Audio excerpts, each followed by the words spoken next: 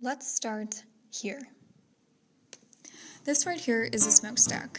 You've probably seen them around, maybe not in your actual life, but almost definitely in nature documentaries. They seem to be one of the new stereotypical images of destruction these days. Back in the day, it was probably the mushroom cloud, but we've moved on since then, to this. My personal favorite versions are the one where the sky drips with red and orange, bloodstains behind the billowing black clouds of humanity's sins. It really ups the drama, don't you think? So intense. It reminds me of the dramatic climax of a few movies I've seen. The Disney version of Pocahontas being an example. It looks pretty similar in a lot of ways. Black silhouettes, red sky. Honestly, I think the 90s translucent overlay of her face makes it a lot better, but that's just an opinion.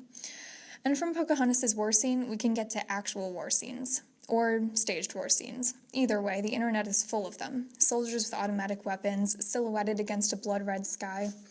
And then, to get into some mainstream media, depictions of the apocalypse.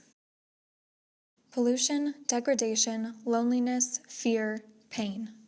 The association with death, war, and blood.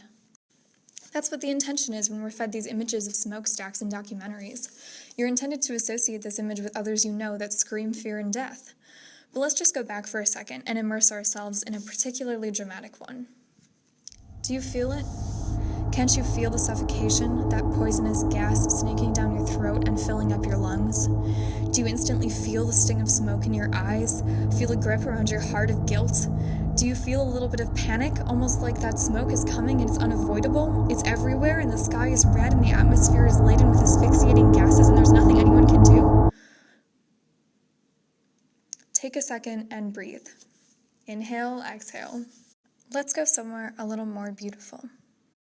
I want to tell you about a meditation technique.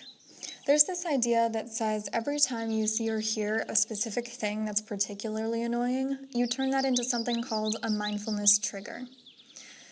Let's just pretend for a second that you really hate the sound of cracking knuckles. But your roommate has an awful habit of doing it all the time. Instead of allowing yourself to become progressively more frustrated, you can turn that sound into a mindfulness trigger. When you hear this, breathe in, breathe out, smile. Over time, you will associate this sound with your peace. That idea can be used with images, too. Let's dismantle the terror associated with this gem of an image. Let's simplify it a little bit and expose it for what it really is. I know it's a stretch, but it more or less looks something like this. Now, we're going to do something that requires a little bit of imagination. What if they became more colorful? There was a little bit of texture. They added some sky. There was some grass. And now we have trees. You might be saying to yourself right about now, cool, great, thanks for sharing. Please tell me what the point of this is before I fall asleep. Here I am, going to deliver to you the point, everyone's favorite part of the show. I argue that this mental exercise is important because if you feel the terror of death, the more you look at smokestack images, the more likely it is that you will be demotivated to act for the environment. The smoke that suffocates your body also suffocates your willingness to act. If you feel like the earth is already spiraling towards doom and death, why would you work to change it?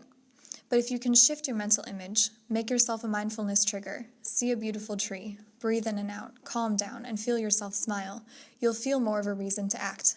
Fight for that beautiful image you've created in your imagination. That's your motivation.